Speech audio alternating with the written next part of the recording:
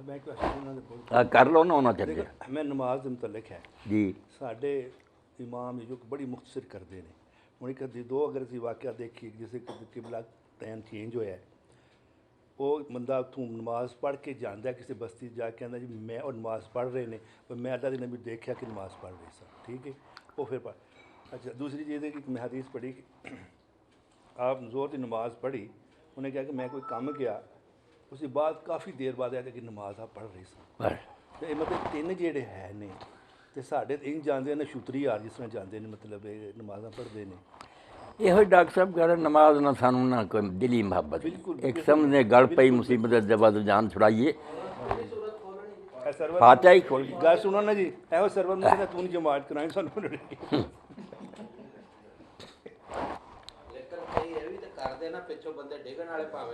नहीं वो भी माड़ी गल वो भी गलत है ਇਹ ਜਨਾਜ਼ਾ ਹੀ ਪੜਾਇਆ ਤੇ ਉਸ ਵੇ ਇੰਨਾ ਲੰਬਾ ਗਰਮੀ ਸੀ ਬਾਹਰ ਹੀ ਖੜੇ ਧੁੱਪੇ ਉਹ ਬੰਦਾ ਇੱਕ ਬੋਲ ਹੀ ਪਿਆ ਉਹਨੇ ਆਖਿਆ ਮੌਲਵੀ ਸਾਹਿਬ ਕੋ ਅਗਲੇ ਜਨਾਜ਼ੇ ਲਈ ਵੀ ਰਹਿਣ ਦਿਓ ਇਦਾਂ ਦਾ ਵੀ ਨਹੀਂ ਨਾ ਹੋਣਾ ਚਾਹੀਦਾ ਖਲਕੇ ਖੁਦਾ ਤੰਗ ਹੀ ਹੋ ਜਾਏ पढ़ा रहे ਹੈ ਲੱਦੀ ਇੰਨੀਆਂ ਦਵਾਈ ਕੇ ਧੁੱਪੇ ਇਹ ਵੀ ਆ ਸ਼ਾਮ